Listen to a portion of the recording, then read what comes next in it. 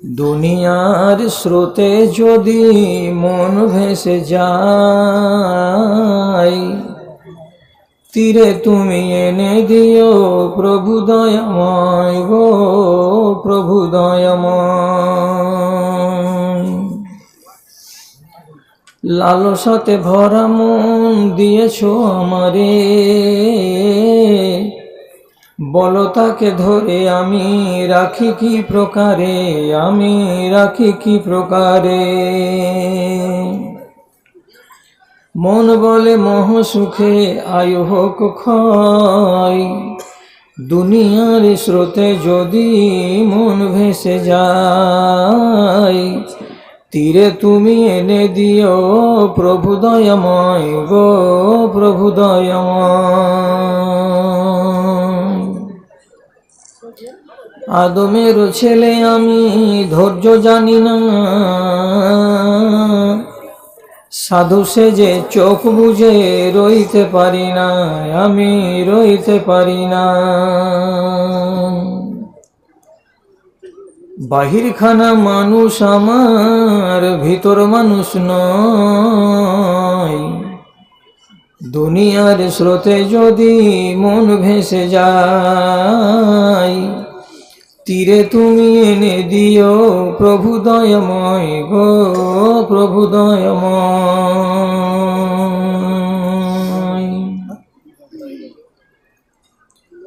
মাননীয় সভাপতি সাহেব, সমবেত এই এলাকার বিভিন্ন প্রান্ত থেকে মসজিদের ভালোবাসা বুকে নিয়ে, ইমানি জজবাকে সাথে নিয়ে, বিভিন্ন স্তরের বিভিন্ন ক্যাটেগরির ছোট এবং বড় আমার ভাই ও বন্ধুরা, তথা মজলিসের এক পার্শ্বে আড়ালে বসে থাকা অবলা সরলা স্নেহের মা এবং বোনেরা, আল্লাহর শুকরিয়া আদায় করি যে আমি আমার জীবনের পড়ন্ত বেলায় আমার জালসার জীবনের রেকর্ড বহিতে ভাষাই পাই করে নামটাকে লিপিবদ্ধ করলাম। যেহেতু আমি 48 বছর ধরে এই ময়দানে চলাফেরা করতে গেলেও এর আগে এর উপর দিয়ে শতবার গত হয়েছি, কিন্তু এই গ্রামের নামে ডাক পেয়ে আমি জালসায় আসিনি। আজ আমার প্রথম দিন। আমি এই জন্য গর্ববোধ করছি। আর আপনারা এই জায়গাতে সমবেত হয়েছেন, ওলামায়ে দ্বীনের মুখ থেকে কিছু শোনার একটা সুযোগ পেয়েছেন। আপনার সামনে এই অজুহাত আর আমার সামনে ওই অজুহাত, দুই অজুহাতকে সামনে করে একবার নামাক হালালি করি। আল্লাহ রাব্বুল আলামিনের যদি মুখটাকে হিলাতে পারেন, ঠোঁটটাকে নাড়াতে পারেন একবার মুহাব্বতের সাথে আলহামদুলিল্লাহ। তারপরে তার প্রেরিত রাসূল আখিরি নবী রাহমাতুল্লিল আলামিন জনাবে মুহাম্মদুর রাসূলুল্লাহ সাল্লাল্লাহু আলাইহি ওয়াসাল্লামের উপর শত সহস্র দরুদ ও সালাম নাজিল হোক। আল্লাহুম্মা সাল্লি আলাইহি আল্লাহুম্মা বারিক আলাইহি। বেরাদারান ইসলাম, কোনো বিষয়ে ওয়াজ থেকে গেছে আমি এটা মনে করি না। শুধু একটু করে তালকিন করা বা আপনাদের মগজে হালকা করে টোকা দেওয়া, এইটুকুই কাজ চালু আছে। তাছাড়া সমস্ত বায়ান, সমস্ত বিধিবিধান আপনাদের জানা হয়ে গেছে। দুঃখের সাথে বলতে হচ্ছে, স্বীকার করবেন না করবেন না জানি না, পৃথিবীতে 3টি নাম করা ধর্ম। একটা ধর্মের নাম খ্রিস্টান, একটা ধর্মের নাম ইসলাম, আর একটা ধর্মের নাম হিন্দু ধর্ম। 3টা ধর্মের দিকে যদি চোখ দিয়ে দেখেন তো সবাই নিজের ধর্মকে বাঁচিয়ে রাখার জন্য আপন আপন মুরব্বিকে দিয়ে দেশের ভেতরে, জনগণের ভেতরে ধর্মের প্রচার করে বেড়াচ্ছে। খ্রিস্টান ধর্মের ভেতরে প্রচার করতে গিয়ে বেশি কথা তাদের বলতে হয় না। কেন যে তারা ঈসা নবীর ধর্মকে বাঁচিয়ে রাখেনি, মন গড়া কটা কথা শুধু বেঁচে আছে। এই জন্য জাতির উপরে তারাকে চাপ দিতে হয় না, বিধিবিধান সম্পর্কে সচেতন করতে হয় না। রবিবারের দিন গির্জাতে গিয়ে গোসল করে জামা কাপড় পরে যিশু খ্রিস্টের মূর্তির সামনে দাঁড়িয়ে যিশু ও মাই গড বলে যদি একটা প্রার্থনা করে, 6 লাইনের ইংরেজি প্রার্থনা, তাহলে সব ঠিক হয়ে যায় 6 দিনের মতো, আর কিছু করতে হয় না। তবুও দেখেন খ্রিস্টান ধর্ম দুনিয়াতে তারা নিজেদের ধর্মকে বাঁচিয়ে রেখেছে কত মজবুত করে, যে যেখানেই আপনি যাবেন, যে কোনো জায়গায় দেখবেন যারা খালি গায়ে আছে তাদেরকে দেখতে পাবেন যে তার গলায় একটা ছোট পিতলের কিংবা তামার তৈরি করা একটা ক্রুসেডের চিহ্ন অর্থাৎ যোগ চিহ্ন ঝুলছে। এটা কিসের চিহ্ন? এই যোগ চিহ্নে ঈসা নবীকে সুলি দেওয়া হয়েছিল এই কাঠখানা বরকতের। গলায় নিয়ে আছি মানে যিশুকে, ঈসাকে বুকে নিয়ে আছি, আমি বেয়াদবি করব না। ওরা যেটুকুই করছে ধর্মের আলোতে করছে, ধর্মকে অপমান করে না। হিন্দু নিজের ধর্মকে বাঁচাবার জন্য চেষ্টা চালিয়ে যাচ্ছে।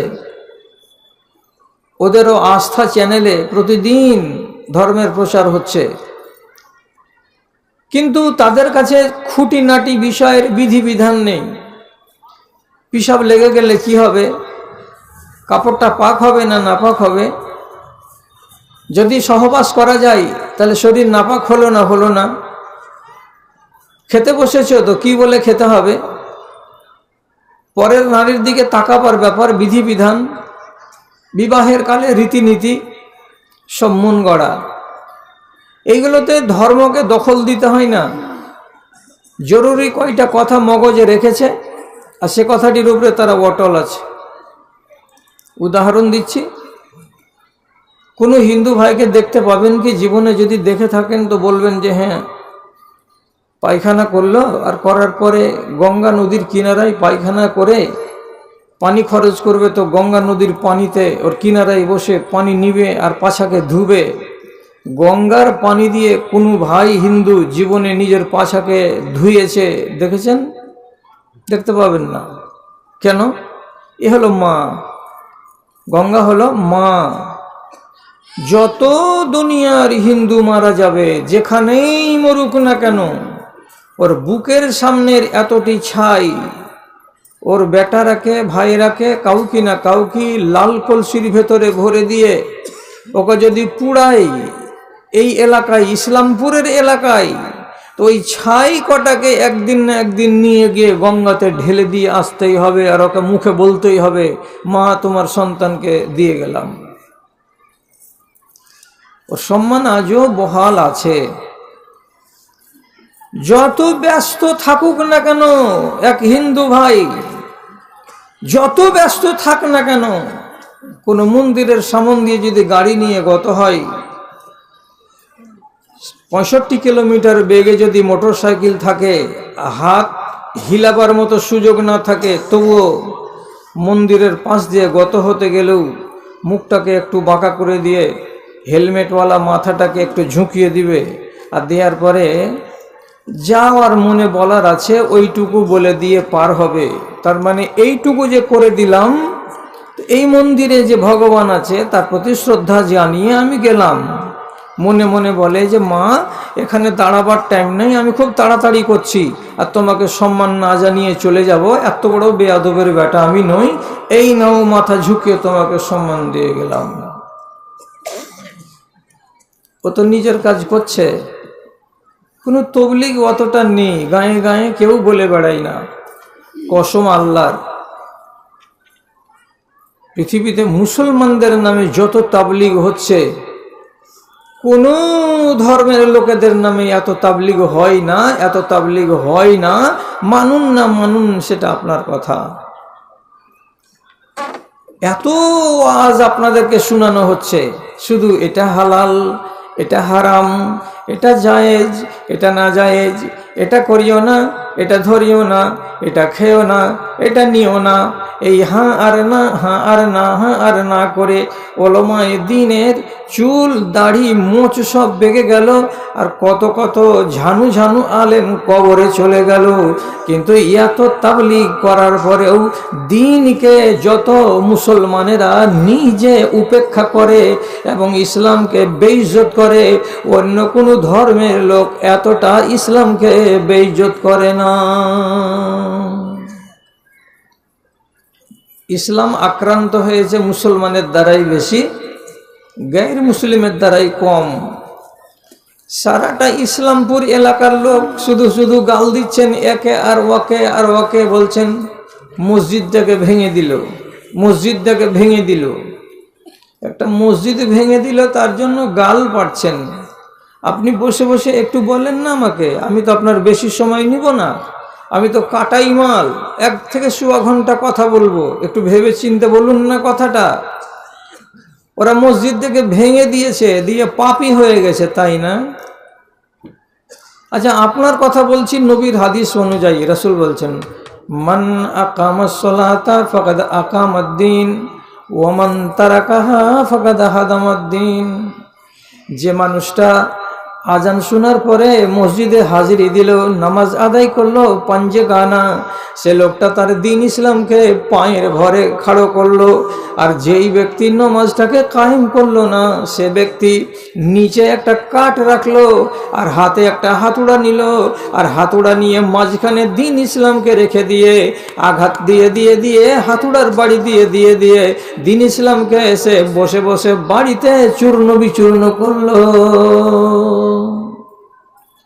বেশি বড় গুনাহগার কে, এলকে আডবাণী না আব্দুল সালাম? বলেন তো, ধর্ম ভেঙে দেওয়াটা বেশি বড় অপরাধ না মসজিদ ভেঙে দেওয়াটা বড় অপরাধ? গাল দিচ্ছেন কাকে? ওই যে লোকটি আসামি হয়েছিল তাকে। আর আপনি যে ঘরে বসে আছেন জিন্দে আসামি, তো নিজে কোনোদিন নিজেকে মালামত করেছিলেন কি? ইসলামের তবলিগি বেশি হয় আর ইসলামের অপমান মুসলমানেরা বেশি করে। একটা কথা সইতে পারবেন? আমার ওয়াজে রং রস নেই, যা বলছি মগজে জিজ্ঞাসা চিহ্ন নিয়ে বাড়ি যান। আব্দুল্লাহ বিন মাসুদ কোরআনের কেরাত করছিলেন, করতে করতে একটা আয়াত এলো। আয়াতটার নাম কি? ইয়াউমা। জরুরি কথা যে মাফিয়া সুলতান একটা মেয়ে 5-7 বছর হারিয়ে গেছে। এই স্কুলের গেটে তার মা দাঁড়িয়ে আছে, কাঁদছেন। তো কেউ যদি খবর তাই যদি পান তো তাকে আপনি খবরটা দিন। সুলতান আমার ফেরা ছোট মেয়ে শাহিনগরে, তার মা ওই স্কুলের গেটে কাঁদছে। যদি কেউ এটা পান তাহলে আপনি সংবাদটা দিন বা তার কাছে পৌঁছে দিন। আব্দুল্লাহ বিন মাসুদ কোরআনের তেলাওয়াত করছিলেন, এদিক থেকে 5, 7, 8, 10 আয়াত পড়া হয়ে গেছে। এবার একটা আয়াত এলো সামনে, পড়ছেন উনি, আমিও পড়ছি আপনার সামনে। ইয়াউমা ইয়াকুমুন নাসু লিরাব্বিল আলামিন। কি তরজমা? যেদিন প্রত্যেকটা মানুষকে একবার একবার একবার করে তার রবের সামনে মুখামুখি খাড়ো হতে হবে। কিসের জন্য? 60 বছরের জীবনে কি করেছো আর কি করনি তার হিসেব দেওয়ার জন্য মুখামুখি খাড়ো হতে হবে। কি পেলেন এই আয়াতটাতে? এই আয়াতটা যখন পড়া হলো, পরের আয়াতটাকে তিনি আর পড়তে পারলেন না। লোকেরা মনে মনে ভাবছেন এর পরের আয়াত কি, এর পরের আয়াত কি। তিনি আর কোরআন পড়তে পারলেন না, বারবার করে একই আয়াত পড়ছেন, ইয়াউমা ইয়াকুমুন নাসু লিরাব্বিল আলামিন।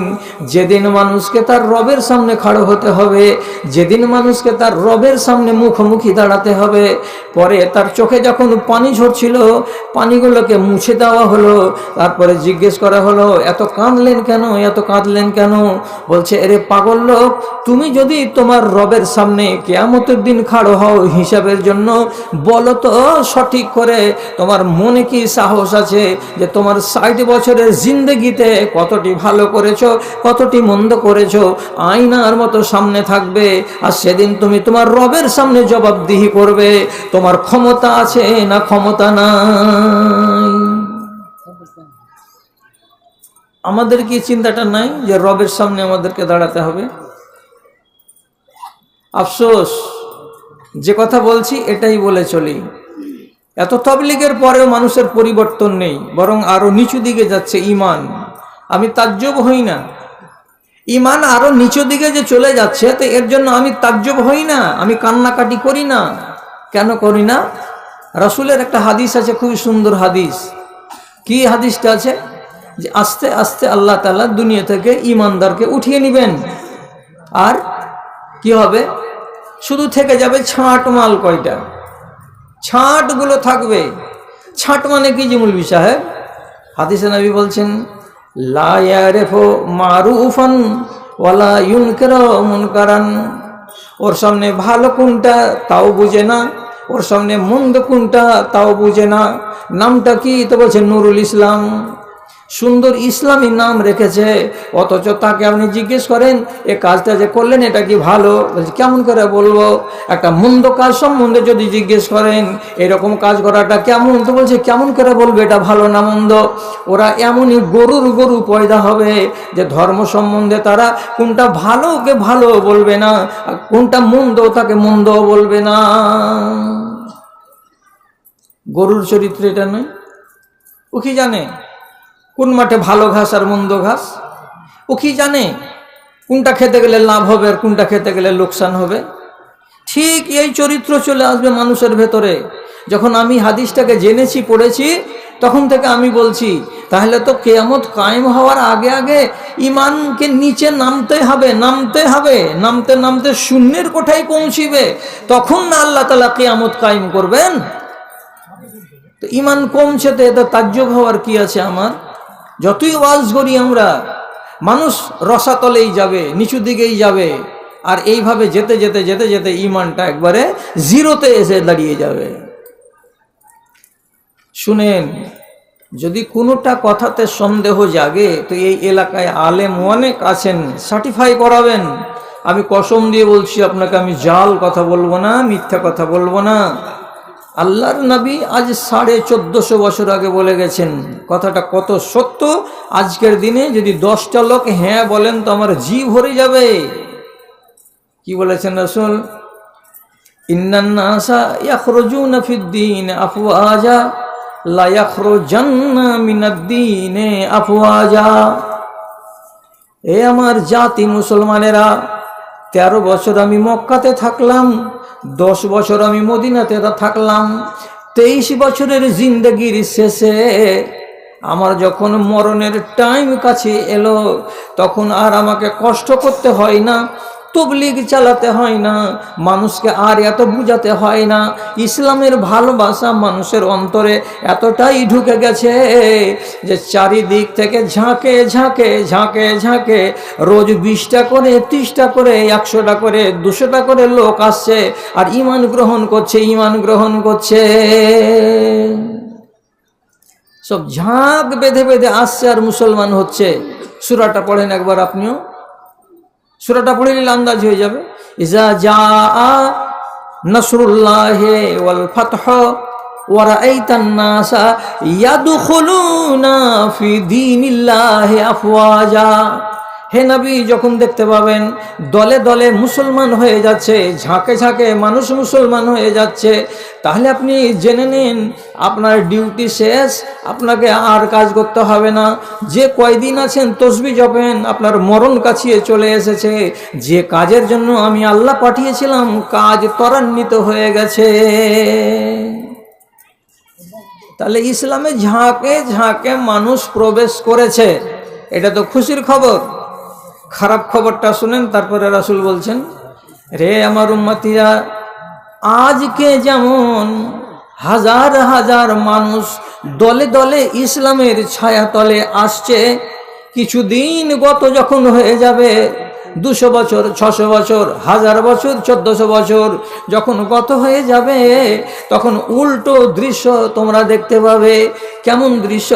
যেমন দলে দলে একদিন ইসলামে ঢুকেছিল, সেদিন দলে দলে মুসলমানেরা ইসলাম থেকে গেট আউট হয়ে যাবে, বাইরে বেরিয়ে যাবে, ইসলাম থেকে খারিজ হয়ে যাবে, তোমরা কেউ টের পাবে না। দলে দলে ইসলাম থেকে বেরিয়ে যাবে, বেরিয়ে গেছে, তোমরা জানো না? এতটি যে লোক বসে আছেন আপনার সামনেই বলছি, এখানে জোর গলাতেই বলছি, কেন মার্কাজ মাদ্রাসার হাওয়া আছে আপনাদের গায়ে, এবং আপনারা অনেকখানি ভালো মানুষ মনের দিক দিয়ে। এই মজলিসে বসে আছে কিছু লোক যার ইসলাম থেকে বেরিয়ে যাওয়া 2 বছর হয়ে গেছে, কারো 4 বছর হয়ে গেছে, কারো 5 বছর হয়ে গেছে। আপনি কি জানেন? জানেন না। ও কি নিজে জানে? ও জানেন না, অথচ ইসলামে নেই ও। আপনি বলছেন যে কড়া কথা হয়েছে মৌলভী, আমি কি আপনার খেয়ে দিয়ে এসেছি জলসাতে যে আমি আপনাকে ঢিল কথা বলবো? আমি এসেছি, মেহমানি খানা খেয়েছি, মেহমানি খানা খেতে দিতে হবে, আপনার উপরে ওয়াজিব আছে। আমি ওয়াজিব খানা খেয়েছি, এটা আমার হক খেয়েছি, যা বলছি আমি সত্য বলছি। ইসলাম থেকে বেরিয়ে গেছে, গেট আউট হয়ে গেছে এমন লোক যদি দেখতে চান তো আমি একটা আপনাকে দেখাচ্ছি। কালকে আপনি চার দোকানে বসে বসে বলবেন, আমার সামনে যদি না বলেন তো। কি নবীজি বলছেন, মান তারাকা সালাসু জুমাতিন তাহা ওয়ানান, কোনো একজন ছেলে, কোনো একজন মানুষ পর পর পর পর 3টি জুমাকে যদি ছেড়ে দেয়, জুমার মসজিদে জুমার নামাজ আদায় না করে, তাহলে সেই লোকটাকে আপনি 3 ব্যাটারির লাইট নিয়ে তার বুকের সামনে জ্বালিয়ে দেখুন তো ওর অন্তরের ভেতরে ঈমান খুঁজে পাওয়া যাবে কি? আল্লাহ পাকের নবী বলছেন, ওর কাছে ঈমানের কোনো ভাগ নাই, ঈমানের কোনো অংশ নাই, ঈমান সব খালি হয়ে গেছে। ঈমানের ভাগ ওর কাছে নাই। 2-3টা লোক হ্যাঁ বলুন, বেশি লোক লাগবে না আমাকে। আপনাদের ভাষায় পাই করে যদি খোঁজ করে দেখা যায় তো এরকম লোক 2-4-5টা পাওয়া যাবে যে আজ 4-5 জুমা, 10 জুমা, 15 জুমা পড়েইনি। অনেক আছে, অনেক আছে, অনেক। কবে বেদিন হয়েছে যেদিন পর পর তার 3টা জুমা ছেড়ে দেওয়া হয়ে গেছে, সেই দিন থেকে ইসলাম থেকে সে বেরিয়ে গেছে। আরো বলছি, রাগঝাল করিয়েন না, হজম করতে শিখেন কথাগুলো, হজম করতে শিখুন কথাগুলো। একটা মানুষ যদি জানে, যদি ওর কানে খবর থাকে, এইগুলো হলো হারাম ইনকাম। যেমন সুদের টাকা বছরে গভর্নমেন্ট 100 টাকাতে আপনাকে 2.5 টাকা 4 টাকা দেয়, সুদের টাকাটা হলো হারাম। একটা মাদ্রাসার সুদের টাকা শুধু 50,000, 60,000, 80,000, লাখ টাকা করে হয়ে যায় নিজামিয়া মাদ্রাসার। ওরা সুদের টাকাগুলোকে কাজে লাগাই না, বের করে এনে কোথাও কোনো গরিবকে, কোনো দুঃখীকে, কোনো গায়ের মুসলিমকে দিয়ে দেয়। কেন? যে এই টাকাটা হারাম। কোনো মানুষ যদি কি করে, সুদের কারবারের সঙ্গে জড়িয়ে টাকা ইনকাম করে, যেমন ধরে নেন সে ব্যবসা করে কেমন, তো মদের ব্যবসা, সে ব্যবসা করে কেমন, সাট্টার ব্যবসা, যে ব্যবসা করে কেমন, তো লটারির ব্যবসা। এগুলো হচ্ছে হারাম। এই হারাম কামাই করে যে জিন্দগি কাটাই আর ওই টাকা নিজে খাই আর জানে যে এটা হারাম, তাহলে আপনাকে জেনে নিতে হবে এই মানুষটার ঈমান কোন রবিবারের দিন যে দিল থেকে আউট হয়ে গেছে, আর সে যে ইসলাম থেকে খারিজ হয়ে গেছে কবে, ও জানে না, আপনিও জানেন না। এইরকম মানুষ দেশে নাই? অনেক। কতটি খুঁজবেন? অনেক। 1টা 2টা নয়, 4টা 5টা নয়, এরা খারিজ হয়ে গেছে। শুধু আমরাকে বলে না আর আমরা বলতে যাই না, এইটুকুই হলো তফাৎ। বলছি ভালো করে বুঝুন। এমনি এমনি বলে দিলাম আর চলে যাব নাকি? আরে এই লোকটাই যদি ধরুন লাখ টাকা, কোটি টাকার মালিক হয়ে গেল, আবার মন হয়ে গেল যে হজে যাব, দুনিয়ার লোক হজে যাচ্ছে, আমি হজে যাব। হজে যেতে গেলে কলকাতা বিমানবন্দরে সাদা কাপড় গায়ে দিয়ে কাবা ঘর যতক্ষণ চোখে দেখতে না পাওয়া যাবে ততক্ষণ একটা দোয়া পড়তে হয়। সে দোয়াটাতে সব হাজিকে শরীক হতে হয়। লব্বাইক আল্লাহুম্মা লব্বাইক লব্বাইক লা শারীকা লাকা লব্বাইক, এর মানে কি? আল্লাহ আমি হাজির, আল্লাহ আমি তোমার দরবারে হাজির, এ রব্বে করিম তোমার কাবার দর্শনের জন্য আমি হাজির, আমি হাজির, আমি হাজির, আমি হাজির। না, কত কথা বলছেন, এই দাও সেই দাও, হেন করো তেন করো, এই আমাকে দিতে হবে, আমার গুনাহ মাফ করতে হবে, নানান উক্তি আপনি আল্লাহর সামনে বলছেন। হাদিস কি বলছে? আন্না ইউস্তাজাবু লাকা, এই লোকটা তোমার বাড়ি কোথায়? মুর্শিদাবাদের ভাষায় পাই করে না? বলে হ্যাঁ। তুমি বলছো আমি হাজির, আমি হাজির, আমি হাজির, আর তুমি এই দাও করে যে দোয়া চাইছো আমার কাছে, কেমন করে আমি আল্লাহ হাজার হাজার লক্ষ লক্ষ কোটি কোটি মাইল দূর থেকে আর সে আজিমে বসে বসে তোমার মতো লোকের দোয়া আমি কবুল করব? কি করে দোয়া কবুল করব তোমার? আমি এদিকে বুঝে উঠছি রে তোমার কথাটা, কেন তুমি এইরকম করে বলছো? মালবাসকা হারামুন ওয়া মাতআমুকা হারামুন, তোমার গায়ে যে কাপড়টা আছে সুদের টাকার কেনা কাপড়, তোমার পেটে যে খানাগুলো ঢুকে আছে হারামের টাকার খানা, তোমার গায়ে যে রক্তগুলো আছে সে হারামের টাকা থেকে তৈরি হওয়া রক্ত, তোমার রক্ত যদি হারাম হয়, তোমার পোশাক যদি হারাম হয়, এবং তোমার যত টাকা পয়সা নিয়ে এসেছো সেগুলো যদি হারাম হয়, তাহলে এমন হারাম খাওয়া, হারাম চামড়াওয়ালা, হারাম রক্তওয়ালা, হারাম কাপড়ওয়ালা লোকটার আমি আল্লাহ দোয়া কবুল করতে পারবো না। যেমন তুমি এসেছিলে গরু হয়ে, ওই রকম 4 চক্কর কাবার লাগিয়ে দিলেও গরু হয়ে বাড়ি যাবে, তুমি মানুষ হয়ে বাড়ি যাবে না। আর মরে আর এর বেঁচে কোনো লাভ আছে? এ তো আগেই গেট আউট হয়ে গেছে ইসলাম থেকে। এই গায়ে যদি 10টা মিলে যায় তাহলে আমার কথা ঠিক মিলে গেছে। আর একটু বলছি, আপনি দেখবেন যে ঝাঁকে ঝাঁকে বেরিয়েছে কত। যদি যেটা এবার হাদিস বলতে যাচ্ছি সেটাতে যদি আমি 4টা পেয়ে নিই তাহলে আলহামদুলিল্লাহ। কি? তোমার বাপ বেঁচে আছে? বলে হ্যাঁ। তোমার মা বেঁচে আছে? বলে হ্যাঁ। বাপের বয়স কত? 70 বছর। মায়ের বয়স কত? তো 65 বছর। মা বুড়ি হয়ে গেছে, বাপ বুড়া হয়ে গেছে। তোমরা ক ভাই? বলে আমরা 2 ভাই। একসাথে আছো মায়ের সাথে? না, বড় ভাই 4 বছর আগে জুদা হয়ে গেছে, আর আমার 2 বছর হলো জুদা হওয়া। তো তোমার মা আর বাবা আলাদাভাবে রান্না করে? জি হ্যাঁ, আলাদা রান্না করে। তোমার ছেলে পেলে কয়টা? জি একটাই মৌলানা। তোমার স্ত্রী, তোমার 2টো পেট, আর একটা ছেলে তার বয়স 3 বছর, ওর 8 পেট, 2.5 পেট খানা আলাদা রান্না করছো। আর তোমার বুড়ি মা আর তোমার বুড়া বাপ, এরা বুড়াতি কালে হাফ প্লেট হয়ে গেছে, দুজনে মিলে 1 প্লেট রান্না। আর এই 1 প্লেটের জন্য বুড়া আর বুড়িকে 65 বছর বয়সে 2খান থালিও দিতে হবে, এতটি ভাতও সিদ্ধ করতে হবে, এতটি তরকারিও বানাতে হবে। যতটি ঝামেলা তোমাকে করতে হয় অতটি ঝামেলা তোমার মাকেও করতে হয়। আচ্ছা, তুমি যে এইরকম করে জুদা হয়ে আছো, তোমার মা খুশি আছে? জবান বন্ধ। তোমার মা রাজি আছে তোমার উপরে? কি করবো মৌলানা, মেয়েটা জ্বালাতে আমাকে এগুলো করতে হয়েছে। আমার মা অনেক কাঁদে, অনেক সময় খুব কুকরে কুকরে কাঁদে, যে বুড়াতিকালে এমনি করে হাত পুড়িয়ে পুড়িয়ে আল্লাহ তুমি আমাকে খেতে দিয়েছ, আল্লাহ তুমি আমাকে বাঁঝা করতে, তাও জানে সহিতাম, কিন্তু 2টা ছেলের বউ বাড়িতে আছে আর তারা থাকতে আমাকে এই করে হাত পুড়াতে হয়। তো তোমার মা যদি কাঁদে আর তুমি যদি যুগে বেটা বেঁচে থাকো, কসম আল্লাহর বলছি, কসম আল্লাহর, আমার নাম বদরুদ্দুজা, আমি মালদা জেলা থেকে এসেছি, বুকে বড় পাটা আছে, পাটা নিয়ে কথা বলছি। তুমি মরে দেখো, মরার আগে যদি জানতে চাও তো আমার কাছে জানো। তুমি কোন দিন কোন মাসে কখন যে তুমি ইসলাম থেকে আউট হয়ে গেছো, তুমি আর ইসলামের সীমানার মধ্যে থাকতে পারলে না। কেন পারলে না? ইসলামের ভেতরে থেকে তুমি যদি মরতে তাহলে নিশ্চয়ই তোমাকে আল্লাহ জান্নাত দিতেন। কিন্তু নবীজি বলছেন, মা আর বাপের চোখের পানি যদি ঝরে আর তুমি যদি জিন্দা ছেলে বেঁচে থাকো আর তার চোখের পানি মুছে দিতে না পারো, মায়ের সাথে যদি তোমার সম্পর্ক খালার হয়ে যায়, বাপের সাথে সম্পর্ক তোমার যদি তাহের মতো হয়ে যায়, মা আর বাবা হয়ে তারা যদি না থাকে, রাসূল বলছেন তিনটা মানুষ হলো জাহান্নামী, দুনিয়াতে চলে বেড়াই। তোমরা চক্ষুষ দেখতে পাবে তিনটা জাহান্নামীর ভেতরে এটা একটা জাহান্নামী, যার মা আর বাপ তার চোখের সামনে কাঁদে আর কেঁদে কেঁদে চোখের পানি ঝরাই। এ ছেলেটা মরে যাওয়ার পরে আল্লাহর জান্নাত থেকে বঞ্চিত হবে।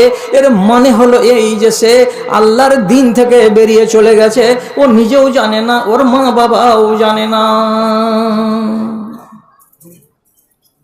কত লোক এইরকম অমুসলমান আছে, রাসূলের হাদিস বলছে ঝাঁকে ঝাঁক বেরিয়ে যাবে ইসলাম থেকে। এত ওয়াজ করে তাহলে কি লাভ হলো? কণ্ঠ আমার ক্ষীণ হয়ে এলো, অবশ হইল পান, শত হাঁক দিলেও অচেতন জাতি, কেউ চেতন হইল না রে, কেউ চেতন হইল না। ধর্মের গলে চলিতেছে ছুরি, মুমিন কাঁদিছে দুঃখে, কোরআন হাদিস কাফনে মুড়িয়া, কমিন হাসিছে সুখে রে, কমিন হাসিছে সুখে। দানবের রূপ ধরেছে মানব, কোনো লজ্জা হইল না, শত হাঁক দিলেও অচেতন জাতি, কেউ চেতন হইল না।